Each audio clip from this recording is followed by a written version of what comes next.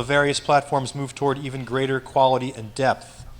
We'll be touching on the cyclical arc of the game industry and the fundamentals of what makes games successful. Your moderator or your lead speaker here is Jamil Molendina, CEO of Wormhole Games, an indie studio focused on tablets. Their first game is slated to release on iOS in late summer. He was an EIR for leading game investor Rick Thompson, and ran business development for Funzio through the Gree acquisition. Prior to Funzio, Jamil managed third-party game publishing for EA before he ran the Game Developers Conference. He is an IGDA trustee and advisor to various game startups, and the author of the novel Tearing the Sky. Wow, that was very in-depth. Thank Impressive. you. Impressive to you. I appreciate that. And in addition to that, Sean, Faust, and I, for a brief period of time, ran a blog called samofos.com, which roughly stood for Social MOLEDINA Faust, back when social was kind of an okay thing to say in public. I just like the mofos. Yeah, the mofos part was awesome. Problem was that we were both BD guys, and so of course we had plenty of time to wax philosophic online. Problem was we got real jobs, and Vincent covered my current real job of running a game startup, but Sean has a very equally interesting story to tell about his background. I used to be a lawyer. Now I'm a game designer. Things have gone terribly wrong. My mom's terribly upset. Yeah, but also you led the games practice at a major once upon a time I used to be a well-known lawyer inside the video game space. I spent a lot of time telling people not to do things inside of games. Eventually I got frustrated and decided to just go do those things inside of games. And after about a year or two of doing business development, I joined a company called Playmesh at the time, now Quark Games. And the CEO suggested one day that I should consider doing some game design, to which I replied that was a bad idea. And then he kind of insisted, and I said no again. Then he really clearly insisted, and then I became the lead designer over time over at Quark. My hopeful claim to fame will be a game that's releasing in about a week and a half, assuming I'm still alive to see it. And that's going to be called Champs Battlegrounds, and that's really what I've been pushing pretty hard across the interwebs, along with a narrative of the future of mobile and tablet being hardcore, and some very specific ideas about what that looks like. And so that's what our conversation this afternoon is about, exploring what hardcore actually means and digging out what we can do about it. Also, just very interestingly, we noticed that once Sean's company's name changed to Quark Games, that we had another frame of reference between us, that we were both connected through Deep Space Nine. But be that as it may, let's get right to it. So, Sean, what is hardcore? So I think this is one of those terms that gets thrown around. I can start by saying what hardcore is, that it's not mid-core, and it's not casual, and it's not adjacent core, and it's not fluffy bunny core. It's something very specific. To me, hardcore are games designed for people that place gaming as one of their primary hobbies and emphasize complexity and depth decision-making over other things. And by that I mean, a game is hardcore when you're sitting there and you find yourself immersed in the experience and coming up across crossroads where you have to make decisions and you care about the outcome of those decisions. Many other games are not that way, right? They're more just like a treadmill that just never ends. And there's not nothing wrong with that, at least not from a business perspective. Like before, Quark did a couple games like that and we did just fine. That's why I'm here today. But when it comes to creating deep experiences, hardcore experiences, then the sophistication of decision making to me is the hallmark of a hardcore game. So then where does this mid-core stuff come from? What is that all about? What is it? I think it's a useful marketing term for a group of people that don't want to give up on the casual audience but would love to lure in more of the hardcore audience because frankly they monetize a lot better. I also think that it's an effort to make certain types of games more accessible to people, but generally that results in it being like that complexity that I care about being somewhat watered down. And so to me, I'm not like a huge fan. I think mid-core is sort of evidence of a transition in progress, which is to say like most consoles and most platforms capable of sustaining video games long-term as entertainment start out being relatively unsophisticated in the types of games like Pac-Man. Great game, enduring game, but relatively unsophisticated when it comes to all the decisions and everything that you're doing, right? And then you look at the end result of what consoles look like now, and it's very, very hardcore. Call of Duty, all those big franchises now are, I would say, pretty clearly in the hardcore camp. And so I think mid-core is an evolution towards that. But at the same time, the game industry has historically been able to support accessible games that have depth to them, like Super Mario Brothers, Legend of Zelda, if we go back that far. Yeah, I would say that like even those games though are sort of the beginning of what I would consider that hardcore movement, right? Like Zelda is a game that required a pretty substantial time investment, and the decisions you made, like which dungeons you went to and things like that, had an impact on how your game was going to evolve and how successful you would be at it. Those, to me, again, are hallmarks of it. What I would say a casual experience is generally something that doesn't require sort of a prolonged engagement in order for you to get much out of, and more importantly, during the course of your engagement, there aren't really a lot of like periods of significant highs and lows. It's just sort of like a dull entertainment experience in the background. So if it's accessible and dull without much range of emotional impact, your player's going to get bored. This is something that has occurred over and over again in the game industry, so we shouldn't be that surprised when... It just depends on the player, though. Like, my mom, like, I never see her, like, break down and cry like I've done at certain points inside my video gaming experience over her Bejeweled games. But it doesn't mean she isn't enjoying herself. Like, she's having a great time, right? But she's a very different user looking for something very different from her entertainment. Well, let's give the folks a context as to what we're talking about. Let's see if I can navigate over without my entire corporate messaging being obvious to everyone. So here's our trailer. This is our announcement trailer. This is off of a build that's about 3 months old now. I wish I was going to have for you guys the launch trailer, which we just are cutting right now. It's okay, we don't need sound.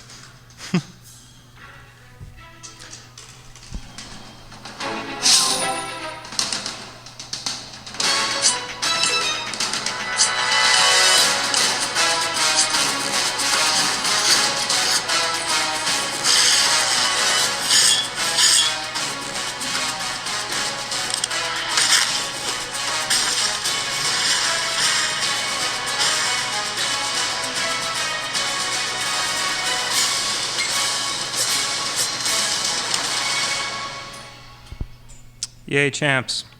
Last year of my life. So what am I doing in champs, and why do I think it underscores what we're after? A couple of things. First of all, every single one of those units that you see is uniquely done. It's a completely separate kit. How you use those units is deeply strategic. We took the game off of turn-based, so it's real-time, so both sides are always moving at the same time. So we basically invested in an infrastructure that allows people to play in a low-latency environment. And then additionally, we made the entire game free-to-play and fair-to-play, which means that if you buy a bunch of units inside of our game, we're just going to match you up against other players with a bunch of units. So essentially, skill is always the primary determinant of who's going to win in any particular engagement. And so this is something that, when Sean just showed me his game for the first time, it really kind of jumped out to me as something that was inherently cool. When you actually play it, when you actually go hands-on with it, you're really engaged. You're having fun with the other player.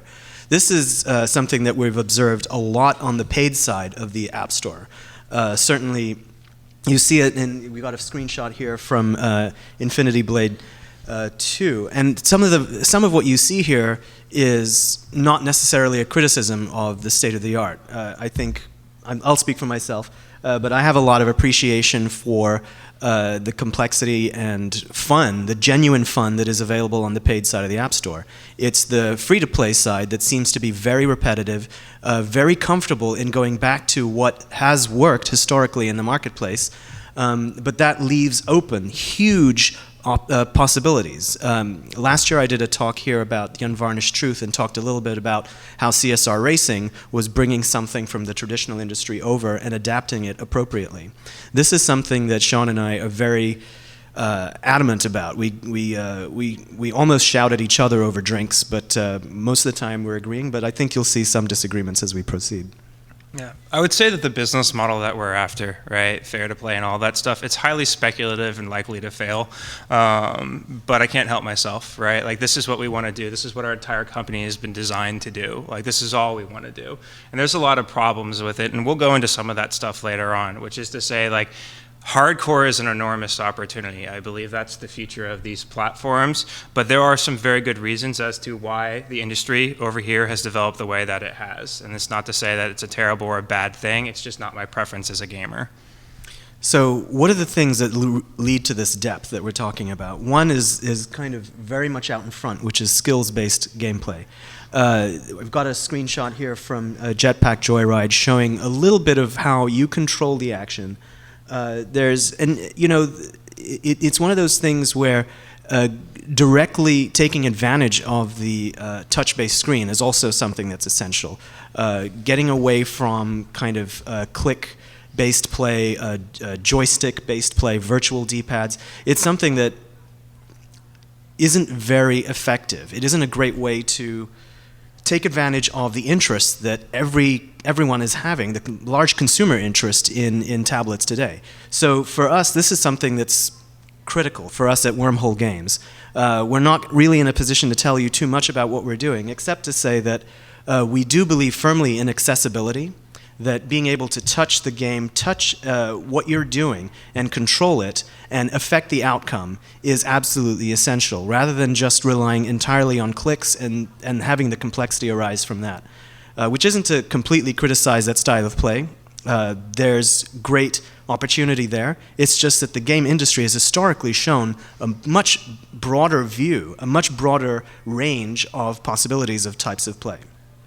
Yeah, when it comes to accessibility, I feel like that term's become really loaded over time. But I think there's some like I don't view games as particularly accessible right now on the console side. Like if I hand my mom a controller which has 2 D-pads, 2 joysticks, 4 bumpers, and like 6 other buttons, that's clearly not an accessible experience, right? Like you need a roadmap around that thing for the first time. I think that making a game somewhat understandable is ideal so people can actually work their way into it, but I think you can treat your consumers, your customers, like they're intelligent human beings capable of unraveling these things. And then the real job for you, if you want to make an enduring experience, is to make something that's hard to master.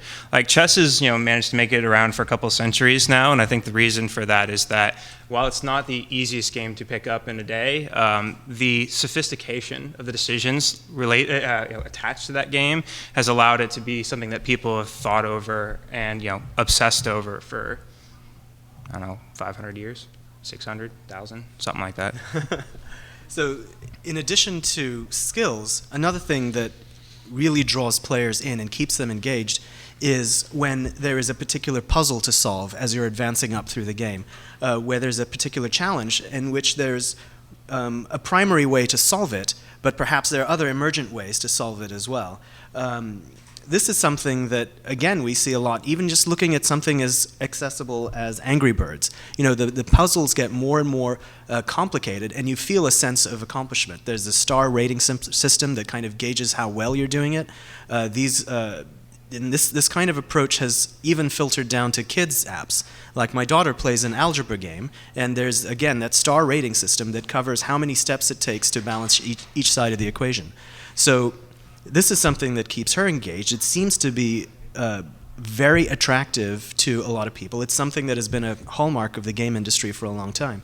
I would agree that console gaming has absolutely lost track of what it means to be accessible. Nintendo made an attempt with the Wii to kind of reduce the gap between in the human-computer interface, but a tablet is the first real effort from the tech industry that really shows that this can be done for a mass audience. And my 5-year-old daughter and my 65-year-old mom both use the same device, and they can communicate with it. So certainly chess is fantastic for a particular audience, but in my view, there's a way to create entertainment that can actually bridge all of those groups, at least on the initial level. And certainly for enthusiasts, they can absolutely geek out once they get into it.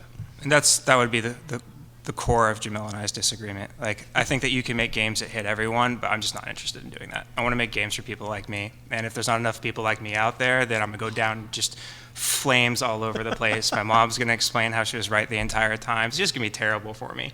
But like, I'm a big believer that like there is a hardcore segment out there, and these people are being underserved. If I talk to 100 of my closest friends, okay, I don't have that many friends, so I talk to 10 of my closest friends, and I ask them, you know, are you a gamer? Yes, all of them are. Do you play mobile and tablet games? No. They don't do it. Like, they aren't fans. If they're going to play games, they're going to play it on other platforms. And so a lot of them say, like, well, that's because hardcore can't exist on mobile and tablet. I was like, oh, so we have one of the most powerful computing devices to ever care about, to ever be carried around. It's required, basically, that you have it.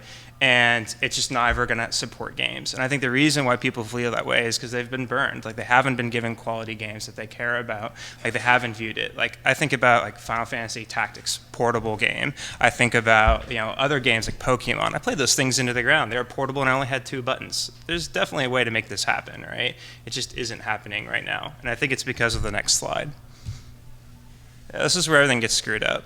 The reason why everything gets screwed up here is because when it comes to mobile and tablet, acquiring users is not easy. It's very, very expensive.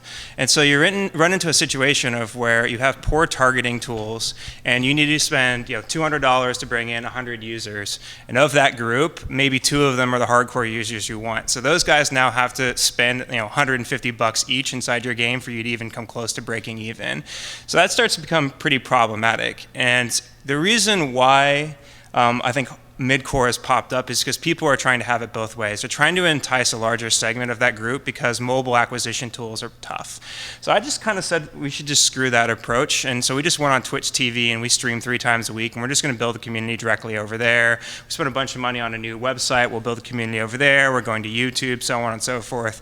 Started doing press so we could directly engage with people that read Polygon and Kotaku. And I'll be honest, these guys will flame us to pieces because they're like, oh, mobile tablet game, free to play. Yeah, no, I know where this is going, and I don't blame them, you know. But at the end of the day, building community is the only way to solve the mobile acquisition problem for a small subset of users that you're actually trying to get.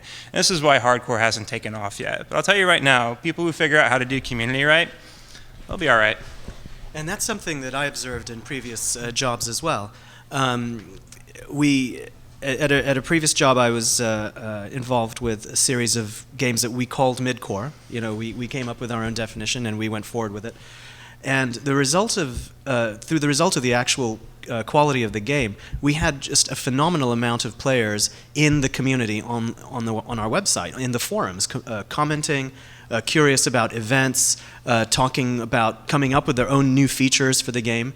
And we had a much more hands-on approach to partnering with all of the people that were participating in our forums. We spoke to them on a weekly basis. We had someone whose job it was to report back from the forums in our executive meetings and see how the input of the players could materially advance and change the game. And pretty much everything that came from the community base was absolutely solid gold. It really helped move our games forward.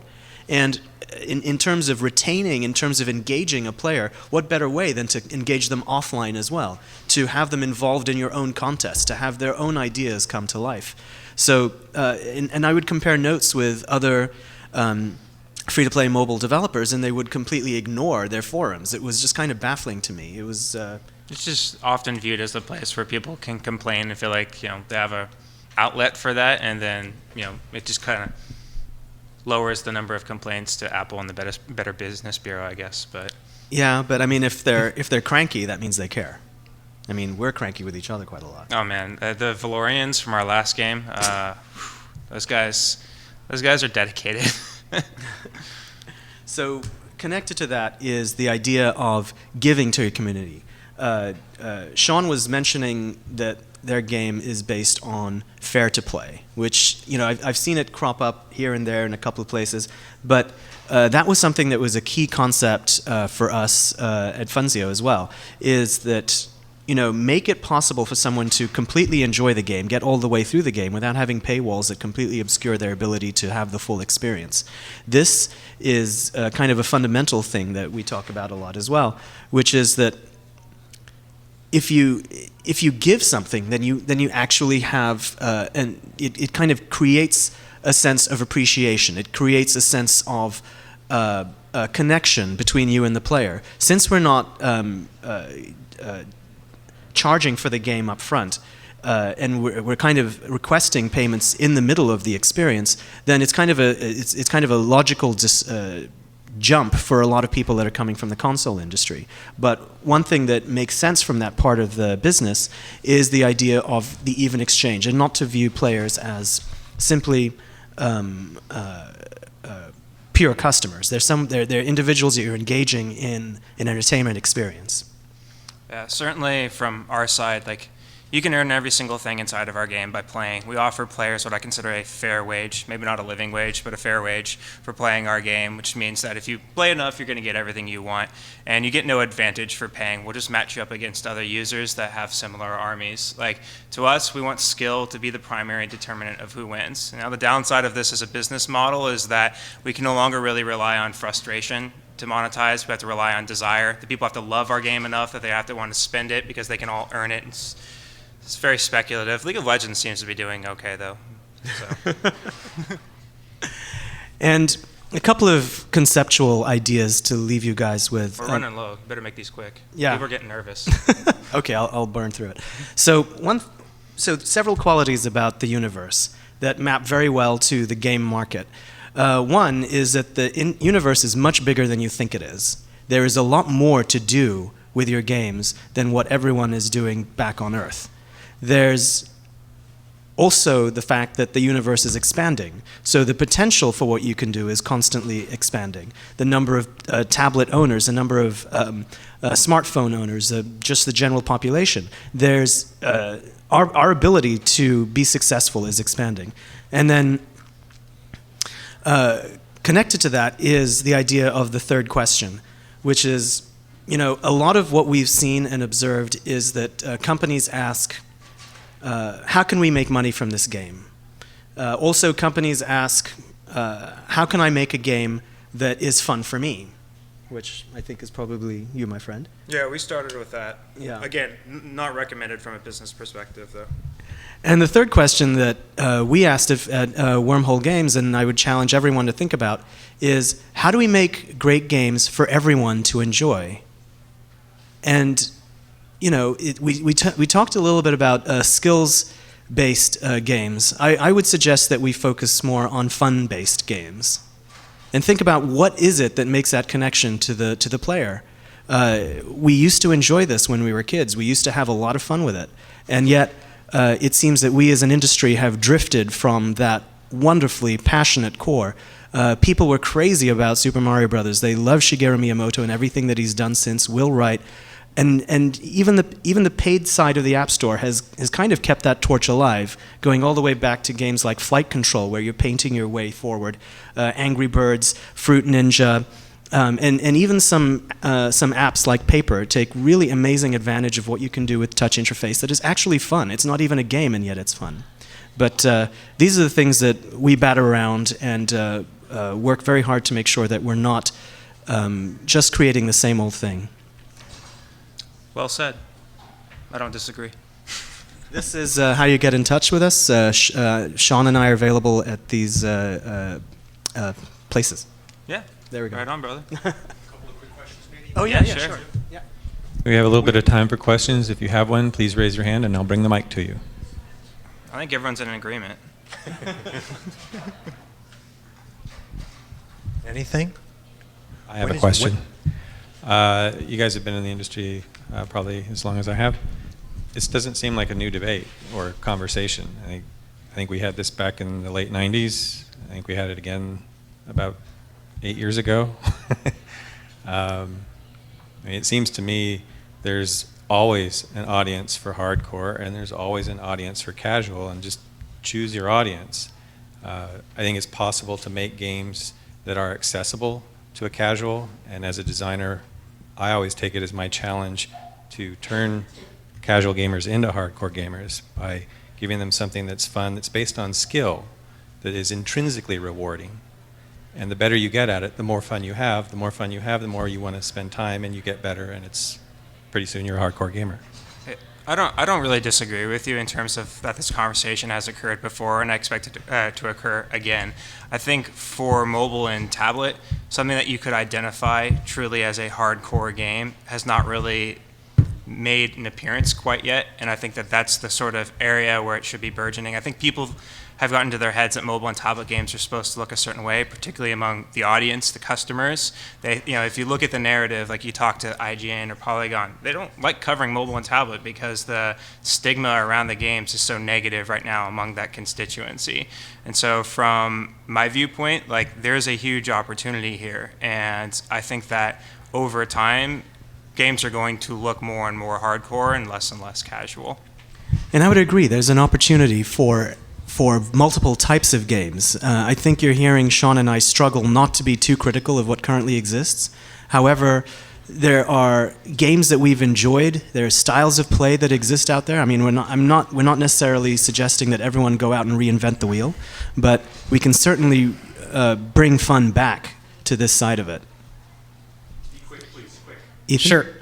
For Sean, so you said hardcore gamers are underserved on the tablet, but the number of $10+ million games that don't sell enough copies on the Xbox, like they're overserved on Xbox, PS3, and PC. Is this a misallocation of resources? Like, or basically, why do you think hardcore gamers need tablet games?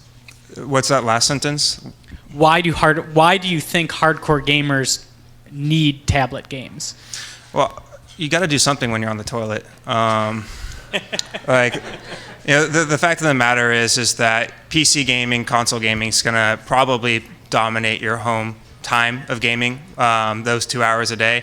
But there is just all sorts of other times where you can wedge in gaming during the day. I see 8 perfectly good hours while you were at work being productive that you could translate over into unproductive time playing our games. I think hardcore gamers, at the end of the day, since this is their passion, they want something to engage at a high level throughout the day. And from my viewpoint, if I can create a game that's competitive with PC and console, then I would be extraordinarily happy. And many of the people that have seen the game have asked us why we're not on PC. But the short answer is there's a lot more competition over there, and there are a lot of mobile and tablet users these days, and they are not being well served right now. Thank you, gentlemen, both. All right.